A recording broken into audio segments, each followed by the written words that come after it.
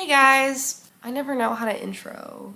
Hi, welcome back to my channel. Today I wanted to try something different and I thought it would be really fun. I am in a book club with my department at school. It's actually my book club, technically. I was asked to start it. That's a whole other story. But I find it really hard to read book club books because I am a mood reader, and so it's hard to kind of not force myself to read the books because I do want to read them, but since I am a mood reader, I find it hard to commit to reading a book I'm not in the mood for. So I thought it would be fun to kind of do a full spoiler reading vlog because then it's almost like we're reading it together, which I thought could be really cool. For the month of August, my book club is reading Tomorrow and Tomorrow and Tomorrow by Gabrielle Zevin. And I'm not a huge lit fic girly, but I have heard amazing things about this book, so I have been wanting to read it. I'm just gonna get into it today. I have a lot of plans for today, so I'm just gonna try and get some reading in this morning, and we'll talk about it as I go. So yeah. Okay, off the bat, this is pretty interesting the way it's divided up into parts and not chapters. Part 1 is sick kids. So that's what we're diving into right now. I feel like I kind of know what it's about, but I kind of just want to go in blind and just experience it. So we'll see how this goes.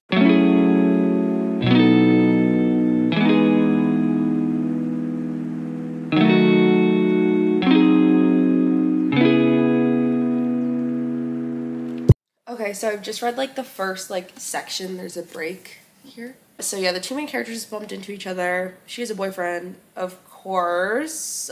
I know this is lit fic, but my little romance heart is like, why she got a boyfriend? It's fine. I already ship them. I have a problem. Like, I have a literal problem.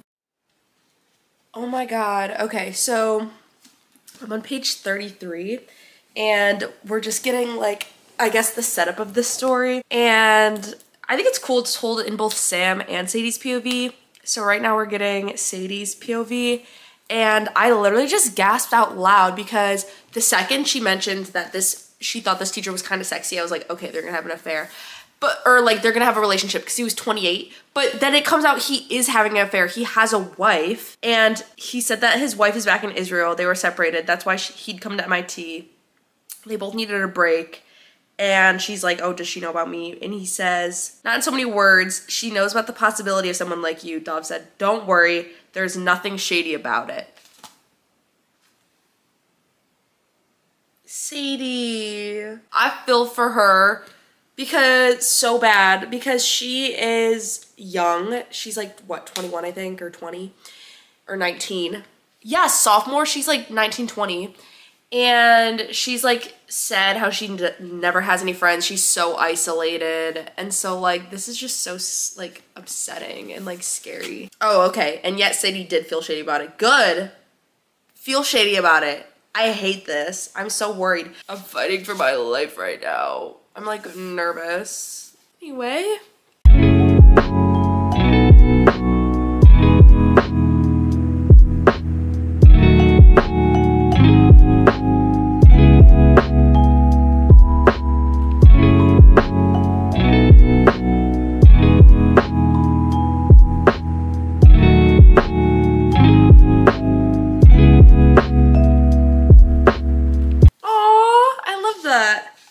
Sam could be ignored, but the childish shared reference could not be. It was an invitation to play. She turned. I am so excited for their friendship. I kind of love that. But also kind of nervous because it's gonna fall apart at some point. This is why I don't like books like this, because this is so stressful to me. I'm gonna fall in love with them, and then I'm gonna be fighting for my life when things go wrong. But after 34 pages, I'm surprised at how interested I am in just hearing her thoughts and everything, which is really cool. Okay, I just finished the first section 6, Sick Kids, which brings me to section 2, Influences. So I'm gonna put my bookmark in because I do have plans. Oh, hello? because I do have plans, but I want to talk about it first, and I'm going to bring my book and read a little bit. So I'll bring you guys with me so I can update you. But I'm actually really enjoying this. I find Sadie's character very interesting and Sam's character is very interesting and their dynamic very interesting. I kind of like finding out tidbits from their past throughout the chapter. So like reading Sam's chapter and him just like mentioning Sadie, like, oh, our paths cross a lot at both being intellectuals, and then reading Sadie's chapter and then be like immediately after being like, oh no, you guys really know each other. So I kind of like how it's kind of dual timeline, but instead of them taking place kind of where I feel like most books when you read a dual timeline is the timeline is from the past is going up until this point of like plot, and this and the present timeline is like moving forward, but they're hinting around what happened in the past and you don't find out what happened in the past till the end. And I hate that. I love in this that you're getting little tidbits and little memories that come straight back to what is happening in the present. Like when Sam sees the maze on the wall, you immediately think like, oh my God, he draws mazes. Is that his maze? And then directly after that, you get the memory of when he drew that maze. So I really like how it's slow paced in terms of what is going on in the book and what is happening in meaning, but fast paced in terms of information and experiencing kind of what's going on and learning about them. So I really like that. It's keeping me really like interested and on top of it. I have to plug you into charge because you're about to die and I have to get ready to go. So yeah.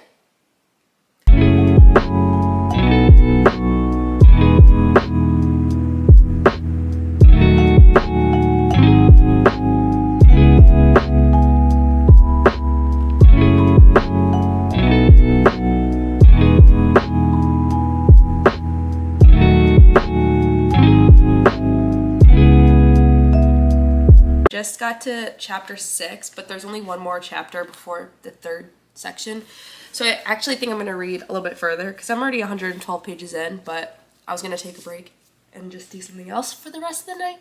But I am a little confused, I feel like. So it was really nice, like the next 3 chapters were about game development and everything, but it was really kind of like disappointing to see Dov back in the picture, and then especially with like Sadie moving back in with him. That was like super weird and shady. And I'm so like worried about Marx's character and like him and Sadie's relationship, because I feel like I don't ship Sadie with Sam. Like I just don't care about romance in this sense, which is so not like me. But like in this, like I don't want her and Sam to get together because there's no romantic chemistry, but I also don't want her and Marx to get together because I feel like they don't have romantic chemistry. But we haven't gotten her point of view in a while. And also it was so gross reading Sam's description of Dov.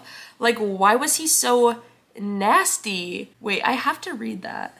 Leather pants, tight black t-shirt, heavy silver jewelry, the immaculate goatee, the eyebrows permanently in the shape of circumflexes, the top knot. That's disgusting. Sadie, why? So gross. And also like the fact that they use his game engine, like this is gonna come back to bite them in the ass later, which I already know. Like, or like maybe her and Dov are just gonna get into like a really toxic relationship because he's back and he's all like touchy whatever. So like clearly he didn't work, maybe he probably didn't work his marriage out. And then also this backstory of like Sam and the woman that killed herself in front of him and his mom. Like I feel like that's such a random plot point that like I don't understand how it's gonna kind of like fit into the story. Like that is such a like obscure background for this kid. But I think this next point of view might be Sadie, so I for the next chapter, so I'm excited to read that. But yeah, Sam just like slipped and knocked out on the ground. Hope he's okay. Don't know what that's about, but yeah, I think I'm gonna finish this chapter and then call it a night on the book.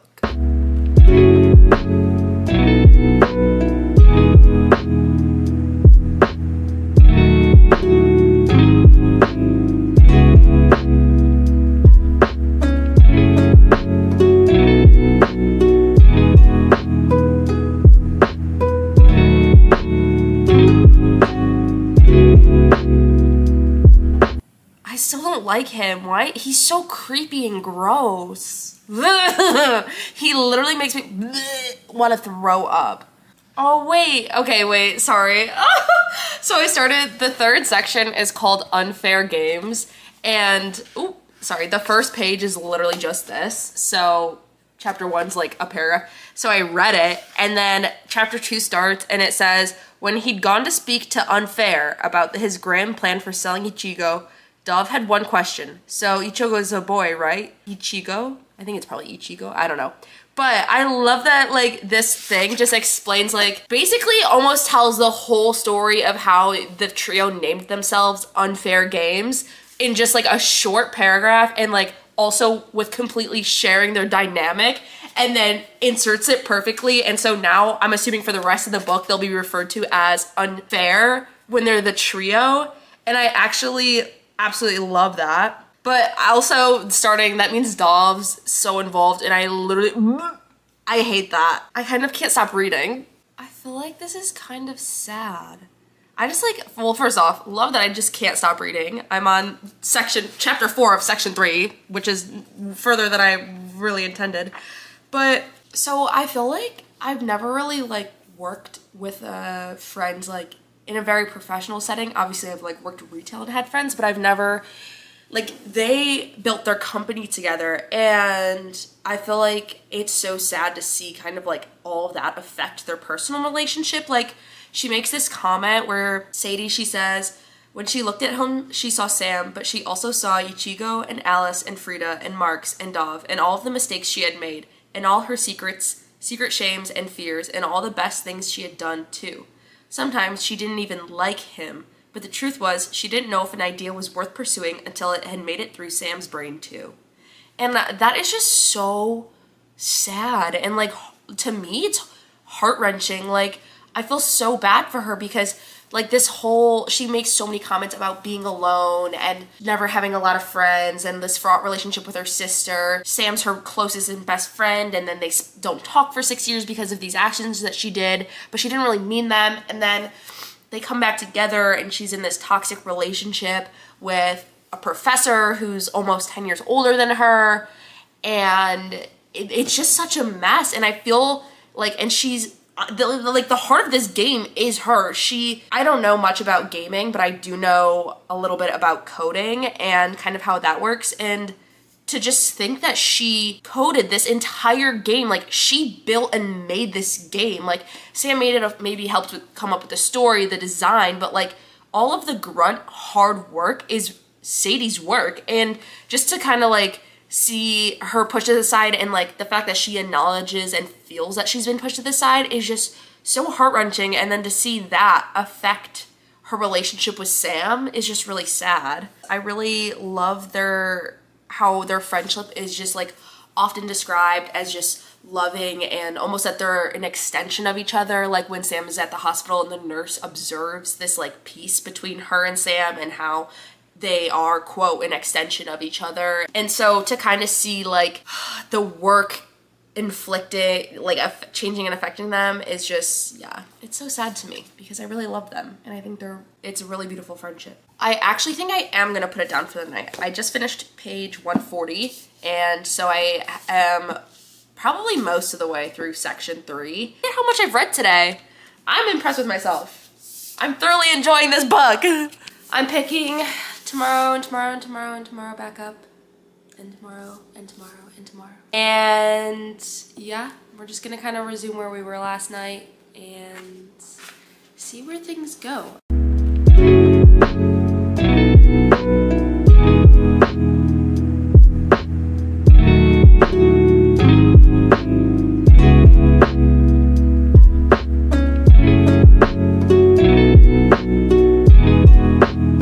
I'm dead at Dove with this rant while Sadie's driving to the airport to go to LA, as if she isn't from there. That's where she's from, right? Isn't she from like Beverly Hills? That's in like Los Angeles. This man is ridiculous. I'm so glad she's leaving him. Like, this needed to happen. Okay, so I just finished section 3, which was what? It was called Unfair Games, right? Yeah. And the 4th section is called Both Sides. So I'm assuming this is where we're gonna get the betrayal or whatever that kind of happens, because I know that there's a point where, or the falling out, because I know there's a point where Sam and Sadie aren't talking. But Sadie just opened up her old copy, or her old Dead Sea, and reads the inscription on it, which says like, to Sadie, the like sexiest girl in ad gamings. And she says like, oh, if Sam had played this, then he would have known that Dov was my boyfriend. And did he know then that like this, and this? And she goes on this like whole train of thought, thinking that Sam just like did this without thinking of how it would like affect her. And I can't like make a decision on myself and like whether or not I believe Sam knew that Dov was her boyfriend. Like, I don't know. I feel like Sam like really does care for Sadie. So like, I don't know. I can't decide what I think. And that's kind of like crazy. Like spending so much time in these characters' heads and like still not being able to like know if he would have or not. 175 pages in, but I just opened the next page and wait, this is so interesting. It says 1A and then, does it say 1B? Oh my God. So wait, every chapter is going to be split from each of their point of view? This is juicy. Okay, let's see.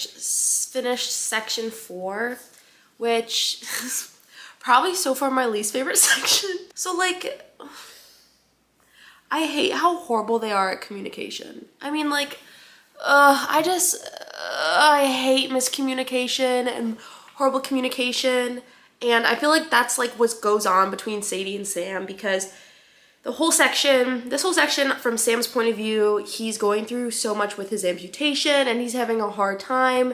And he pours all of this into his life as a sick kid, into the game. And he does work really hard on it. And he's debilitated by these phantom pains. And it's just awful. And Sadie starts off the section mad at Sam because she feels that she was used by him. He does kind of admit that at the end of the section, that like he says like, so what, I knew it brought us here, whatever. I feel like a lot of time has passed in this section, even though it was shorter. But I feel like Sam is just doing a horrible job at communicating with Sadie, for not telling her about the phantom pains, even after she tells him everything about why she's mad at him. But I just feel like there are issues that they don't communicate with each other, and it's just so frustrating to read. Okay, this next one is called Pivots, and going into this, I'm assuming that they separate, or that they make 2 separate games within their company or something like that. They're pivoting. They're not a team anymore. That's what I think, but we'll see. Back to reading. T, everybody likes Mapletown better because Sam poured his heart into it. I can't believe Sadie has a conversation with her sister Alice, and Alice is like, wow, I related to this so much, and when she goes to her own funeral, and I just like totally related and understood that character, and I didn't realize that you understood like that. And Sadie goes, no, I didn't, that was all Sam. But like Sadie doesn't think, oh, this is how Sam felt as a sick kid. Oh, Sam poured his heart and soul into this game. I can't. I know Sam is not great at communicating, but Sadie is just like, girl, he's fighting for his life. As long as she doesn't get back together with Dov, I'm fine. If that happens, like, I'm closing this book and never picking it back up. But like, come on, like Sam, like, I feel like I'm kind of so a little annoyed with Sadie right now. Like, girl. Hell no. If Sadie and Marks get together, no, they're gonna, I'm not happy right now.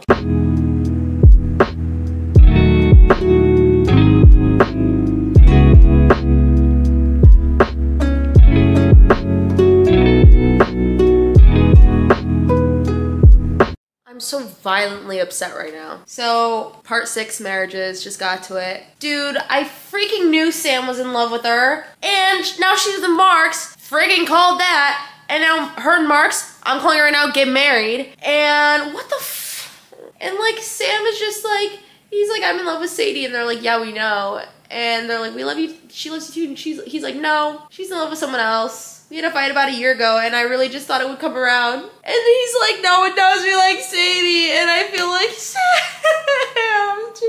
Like, I don't get it. Like, I feel like Sadie just doesn't understand him. Or she doesn't care. Why doesn't she care? Sam made, like, one mistake. And, like, there was some bad communication. And Sadie just, like, dropped him. Is this a hot take? Did you guys not feel this way? Like, really upset right now. Okay, I didn't realize how much time had passed while I was reading. It's 7. So I'm gonna heat up my dinner and talk to you about this dang book. I'm so upset right now.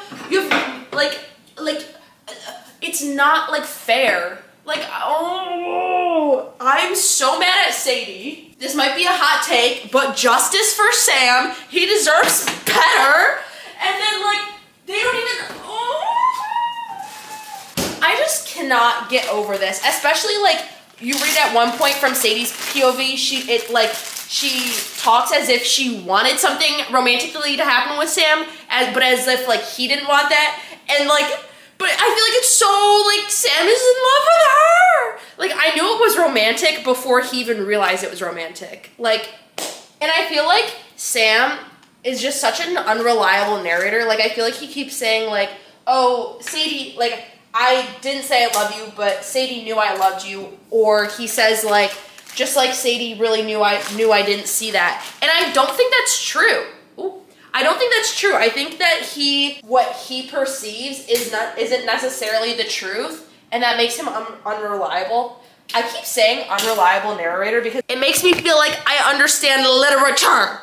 Sorry I'm talking down to you, but I really don't feel like playing around with my tripod. I don't want to adjust my tripods. And if I don't have it angled like this, apparently my camera can't stay focused. Anyways, like, Sam's an unreliable narrator, right? Like, what he perceives isn't always the truth. Yes, no, maybe? I don't know.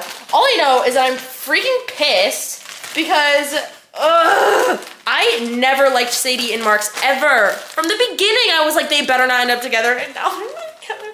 And the next section is called marriages, so we all know Sadie and Marks are gonna get married, and then Sam is just gonna marry someone else because Sam is sad and alone. I texted my friend Kat and was like, what the fuck? And she was like, I know, right? I wish I could say it gets better.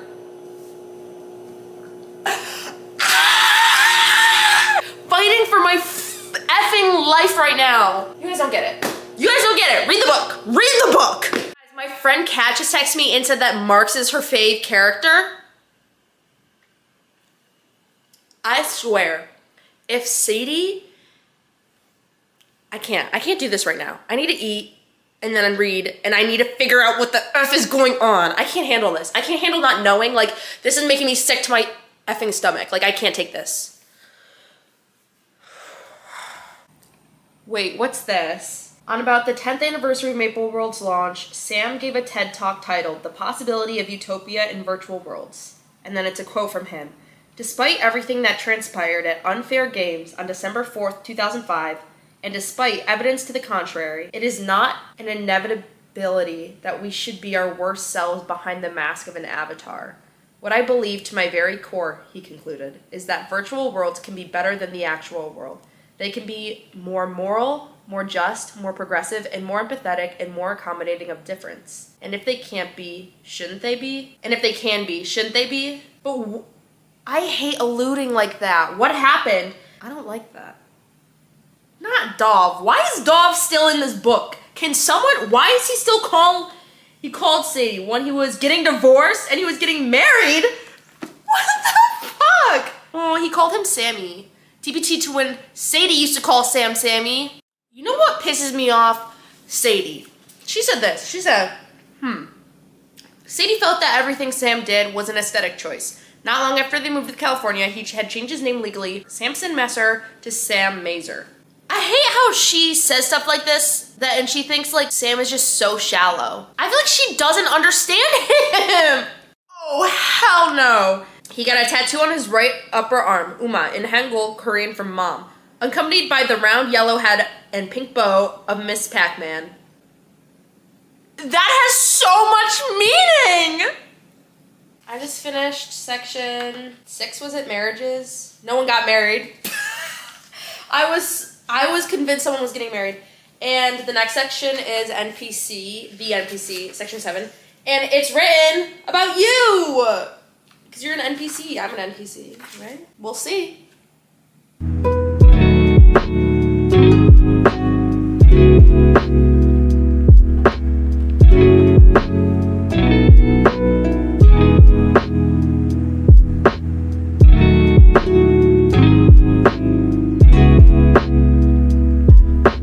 Finished that section, and that was not what I thought it was going to be.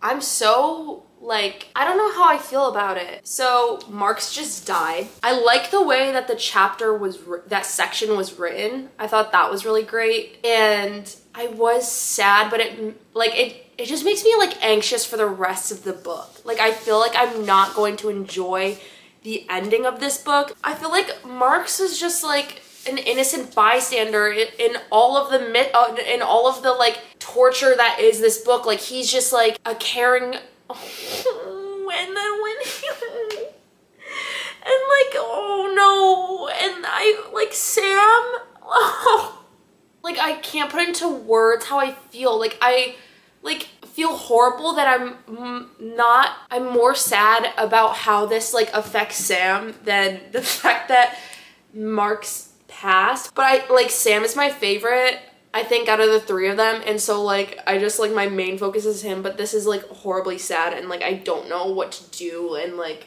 oh, I can't like put it into words. Oh, do I have less than 100 pages left? Wow, that happened fast. I'll update you every section because I think that's been like consistent and pretty easy to do, but wow. Guys, I have a problem.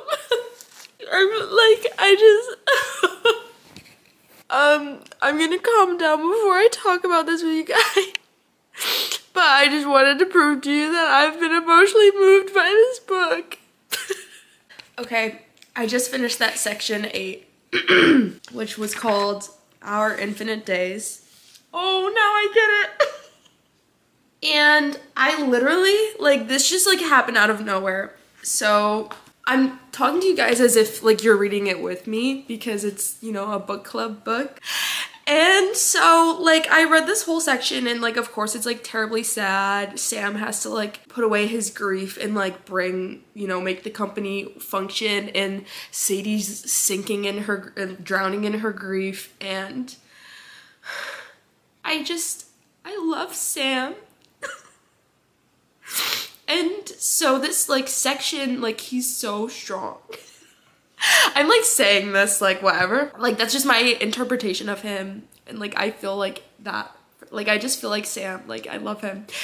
And I like didn't like feel like nothing was happening. And then he finds the other work and he meets with the people, and then the girl like he shows him the Easter egg of the game, and it's Mark's like giving this speech that like dates back to when they were making the game, choosing the company name.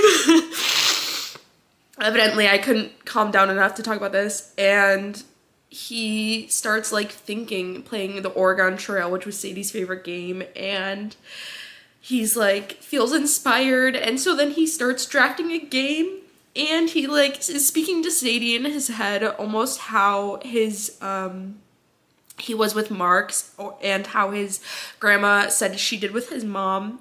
And I literally was fine until like they're having this discussion, like it's Sam out loud and like Sadie in his head, and he's taking notes on a game and like drafting it, and he says, how does this, and I'll read it to you. How does it begin? Sam asked. His hand felt shaky. It had been a long time since he had put pen to paper. A train arrives, she said. I've missed this, he said. Just like burst into tears, and that's like the end of this section, and I like unprompted, like wasn't even thinking anything in my head about the whole thing, and it just like I just burst into tears. Oh my god. And I just like I love Sam, and I loved Sadie and Sam, and I just like feel so bad for him, and I want them to reconnect.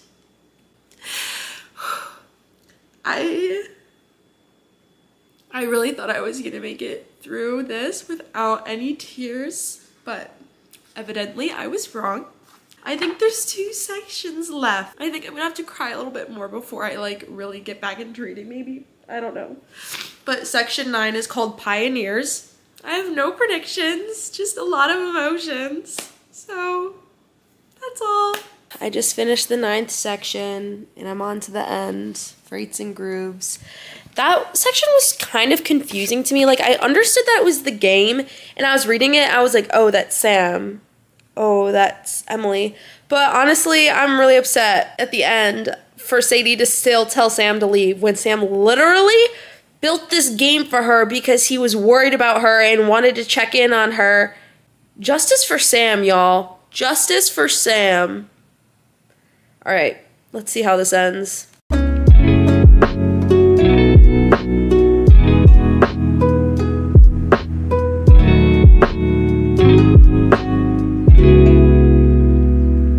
It's not fair. No, that wasn't fair. I hated that.